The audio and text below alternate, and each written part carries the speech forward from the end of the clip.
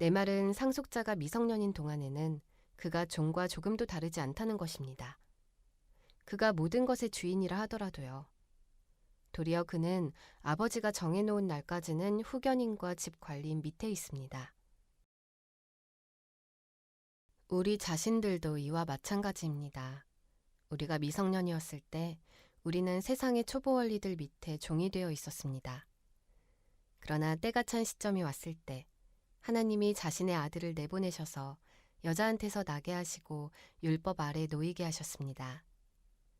율법 아래 놓여 있는 사람들을 값을 치르고 풀어주시기 위해서였습니다. 우리가 아들, 딸로 입양되도록 하시기 위해서 말이죠. 그런데 여러분은 하나님의 아들, 딸이므로 하나님이 자기 아들의 영을 우리 마음에 내보내셨습니다. 그 영이 아빠, 곧 아버지라고 외칩니다. 그러므로 그대는 더 이상 종이 아니라 아들, 딸입니다. 아들, 딸이면 상속자이기도 합니다. 하나님이 그렇게 정하신 것입니다. 그러나 그때에는 여러분이 하나님을 알지 못해서 본디 하나님 아닌 것들에게 종살이했습니다. 그런데 이제는 여러분이 하나님을 알게 되었습니다.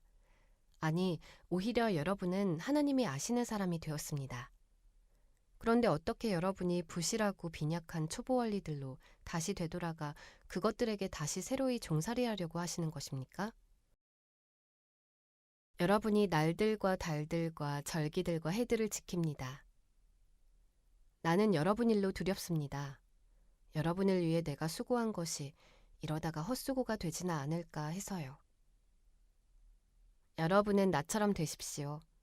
나도 여러분처럼 되었으니까요. 형제자매 여러분, 내가 여러분에게 매달려 빕니다. 여러분은 나에게 아무런 불의를 저지르지 않았습니다. 여러분은 알고 계십니다. 내 육신의 병약함이 계기가 되어 내가 지난번에 여러분에게 복음을 전하게 되었습니다. 내 육신에는 여러분에게 시험거리가 될 것이 있었지만 여러분은 나를 업신여기지도 침뱉어 내치지도 않았습니다. 도리어 여러분은 나를 하나님의 천사처럼 그리스도 예수님처럼 맞아주었습니다. 그런데 여러분이 느꼈던 그 복된 감격이 지금은 어디에 있습니까? 내가 여러분에게 증언하는데 할 수만 있었다면 여러분은 여러분의 눈이라도 뽑아서 나에게 주었을 것입니다. 그런데도 내가 이제 여러분에게 진리를 말하기 때문에 여러분의 원수가 되었습니까? 그들이 여러분 마음을 얻으려고 열심을 내고 있지만 좋은 뜻으로 그러는 것이 아닙니다. 오히려 그들은 여러분을 나한테서 떨어뜨려 놓고 싶어 합니다. 그래서 여러분이 자기네들을 위해 열심을 내도록 하려는 겁니다. 좋은 일에 열심을 내는 것은 언제든지 좋습니다. 내가 여러분 곁에 있을 때에만 그런 것이 아닙니다. 나의 자녀 여러분, 여러분을 두고 내가 다시 아이 낳는 고통을 겪고 있습니다. 여러분 가운데서 그리스도님의 모습이 이루어질 때까지 그렇습니다. 나는 지금 당장 여러분 곁에 있게 되어 내 목소리 어조를 바꿀 수 있기를 바랍니다. 내가 여러분 문제를 어떻게 처리해야 할지 몰라 당황스럽기 때문입니다. 나에게 말해보십시오. 율법 아래 있고 싶어하는 여러분. 여러분은 율법이 말하는 것을 듣고 있지 않습니까? 성경에 이렇게 적혀 있습니다. 아브라함에는 아들이 둘 있었는데 하나는 여자종한테서 태어났고 다른 하나는 자유로운 여자한테서 태어났다고요. 여자종한테서 난 아들은 육신을 따라 태어났고 자유로운 여자한테서 난 아들은 약속을 통하여 태어났습니다. 이것들은 비유로 하는 말입니다. 이 여자들은 두 개의 언약을 가리키기 때문입니다. 하나는 시나이산에서 종살이하는 자식을 낳았는데 바로 하갈입니다. 하갈은 아라비아에 있는 시나이산입니다. 그것은 지금의 예루살렘에 해당합니다. 그가 자기 자녀들과 함께 종살이하고 있으니까요. 그런데 하늘에 있는 예루살렘은 자유롭습니다. 바로 그는 우리 어머니입니다. 성경에 이렇게 적혀 있으니까요. 기뻐하여라, 아이를 낳지 못하는 여자야. 목청껏 외쳐라, 아이 낳는 고통을 겪어보지 못한 여자야. 홀로 버려진 여자의 자식들이 남편을 둔 여자의 자식들보다 오히려 많기 때문이다. 형제자매 여러분, 여러분이야말로 이삭처럼 약속의 자녀들입니다. 그러나 그때 육신을 따라 난 아들이 성령님을 따라 난 아들을 박해했습니다. 지금도 그러합니다. 그러나 성경은 무엇이라 말합니까? 여자종과 그 아들을 내쫓도록 하세요. 여자종의 아들이 자유로운 여자의 아들과 함께 상속을 받지는 못할 테니까요. 따라서 형제자매 여러분, 우리는 여자종의 자녀가 아니라 자유로운 여자의 자녀들입니다. 자유를 누리도록 하시려고 그리스도님이 우리를 자유롭게 하셨습니다. 그러므로 굳게 서서 다시는 종살이의 멍에를 매지 마십시오. 보십시오. 나 바울이 여러분에게 말합니다. 여러분이 할례를 받는다면 그리스도님은 여러분에게 아무런 소용이 없을 것입니다. 그러나 할례 받는 사람에게 일일이 내가 다시 증언합니다. 할례 받은 사람은 율법 전체를 실행할 의무가 있습니다. 여러분은 그리스도님하고는 상관없어졌습니다. 율법으로 의롭다고 인정받으려는 여러분은요. 여러분은 은혜에서 떨어져 나갔습니다. 우리 자신들은 성령님을 힘입어 믿음의 기초에서 희망하는 것, 곧 의롭다고 인정받는 것을 간절히 기다리고 있습니다. 그리스도 예수님 안에서는 할례 받은 것이나 할례 받지 않은 것이나 별 의미가 없습니다. 도리어 의미 있는 것은 사랑을 통해 작용하는 믿음입니다. 여러분은 잘 달려오고 있었습니다. 그런데 누가 여러분을 가로막아서 진리를 따르지 못하게 했습니까? 그런 부추김은 여러분을 부르신 분한테서 나온 것이 아닙니다. 적은 누룩이 반죽덩이 전체를 부풀게 합니다. 나로서는 주님 안에서 여러분에 대해 확신하고 있습니다. 여러분이 다른 무슨 생각을 품는 일은 전혀 없을 것이라고요. 여러분을 혼란에 빠뜨리는 사람은 심판을 떠안을 겁니다. 그가 누구든 그렇습니다. 형제자매 여러분, 내가 아직도 할례를 선포하고 있다면 왜 아직도 박해를 받고 있겠습니까? 그렇다면 십자가라는 걸림돌은 벌써 치워졌을 겁니다. 여러분을 뒤흔들어 놓은 사람들이 스스로 그것을 잘라버렸으면 좋겠습니다. 형제자매 여러분, 여러분은 자유를 누리도록 부르심을 받았습니다. 그러나 다만 여러분은 그 자유를 몸뚱이의 욕망을 채울 기회로 삼지 말고 오히려 사랑으로 서로 종노릇 하십시오. 율법 전체는 이 한 말씀 속에 요약되어 있습니다. 그 말씀은 너의 이웃을 너 자신처럼 사랑하라 하신 것입니다. 여러분이 줄곧 서로 물어뜯고 삼킨다면 서로 망해버리고 말 테니 조심하십시오. 이제 내가 말합니다. 여러분은 성령님께 이끌려 살아가십시오. 그러면 몸뚱이의 욕망을 채우는 일은 절대 없을 것입니다.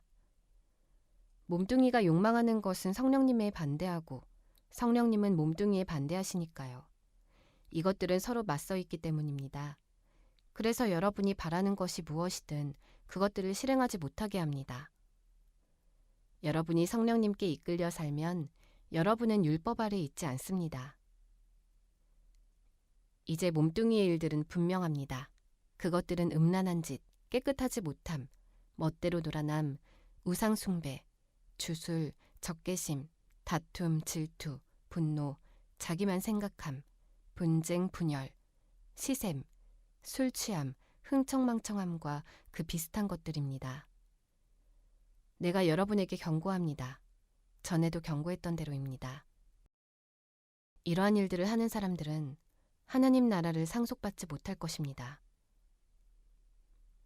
그러나 성령님의 열매는 사랑, 기쁨, 평화, 참음, 다정함, 착함, 믿음직함, 온유, 절제입니다. 이런 것들을 거스르는 율법은 없습니다. 이제 그리스도 예수님의 사람들은 몸뚱이를 욕정과 욕망도 함께 십자가에 못 박았습니다. 우리가 성령님 안에서 살아가고 있다면 성령님이 이끄시는 대로 걸어갑시다. 우리가 우쭐대거나 서로 화를 돋우거나 서로 시샘하지 맙시다. 형제자매 여러분, 사람이 어떤 잘못에 빠진 것이 발견되면 여러분 곧 영적인 사람들은 그러한 사람을 온유한 마음으로 바로잡아 주십시오. 그리고 스스로를 잘 살펴서 그대 자신마저도 유혹당하는 일이 없도록 하십시오. 여러분은 서로의 무거운 짐을 서로 짊어져 주십시오. 그렇게 하면 여러분이 그리스도님의 법을 제대로 이루게 될 것입니다. 어떤 사람이 아무것도 아니면서 자기를 대단한 사람으로 생각한다면 그는 스스로를 속이는 것입니다. 저마다 자기가 하는 일을 검증해 보시기 바랍니다. 그때 혹시 자랑할 만한 일이 있으면 자기가 한 일에 비추어 혼자서 우쭐댈 수도 있겠죠. 하지만 다른 사람과 비교하여 자랑해서는 안 됩니다. 저마다 자기 몫의 짐을 짊어져야 할 테니까요. 말씀을 듣고 배우는 사람은 가르쳐 들려주는 사람과 모든 좋은 것들을 함께 나누어야 합니다. 여러분은 속아서 헤매지 마십시오. 하나님은 비웃음 당하는 분이 아니십니다. 사람이 무엇을 씨로 뿌리든지 또한 그것을 거두어 드릴 테니까요. 자기의 몸뚱이에다 씨 뿌리는 사람은 몸뚱이로부터 썩음을 거두어 드릴 것입니다.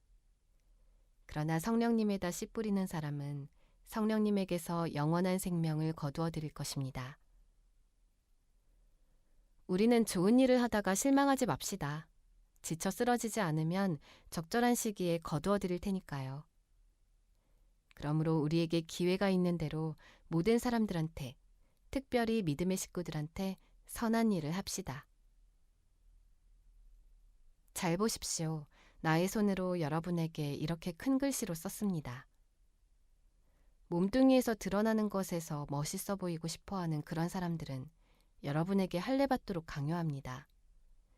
그것은 다만 그리스도님의 십자가 때문에 박해받는 일을 면하기 위해서입니다. 할례받는 사람들 자신들도 율법을 지키지 않고 있으니까요. 그들이 바라는 일은 여러분이 할례받게 해서 여러분의 몸뚱이를 내세워 자랑하는 것입니다.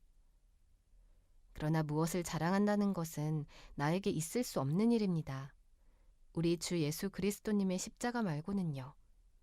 그분의 십자가를 통해 세상은 나에 대해 십자가에 못 박혔고 나도 역시 세상에 대해 그렇습니다. 할례받았느냐 할례받지 않았느냐는 중요하지 않습니다. 중요한 것은 새 창조입니다. 이러한 잣대에 맞춰 걸어가는 사람들, 그런 사람들 위해 그리고 하나님의 이스라엘 위에 평화와 한결같은 사랑이 있기를 빕니다. 이제부터는 아무도 나를 힘들게 하지 마십시오. 나는 예수님의 상처 자국들을 내 몸에 짊어지고 다니고 있으니까요. 우리 주 예수 그리스도님의 은혜가 여러분의 영과 함께하기를 빕니다. 형제자매 여러분, 아멘.